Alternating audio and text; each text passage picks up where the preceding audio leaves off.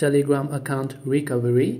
Hey everybody, welcome back to our channel. In today's video we are going to learn how we can recover our Telegram account, so make sure to stick with me till the very end.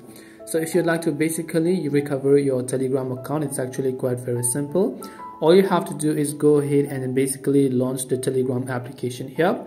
And if you have been trying to recover your account, there is only one thing that you need, and that is your phone number. So if you lost access to your phone number, unfortunately you can't recover your Telegram account. Make sure that you have access to it. Then it's most likely going to send a verification code here. Once it sends a verification code for this phone number, what you need to do is to simply make sure to enter your verification code. Now basically you can simply open up your messages application here and check if you have received any sort of messages there, and then you should be able to verify and then use it. That's all it takes to recover your Telegram account.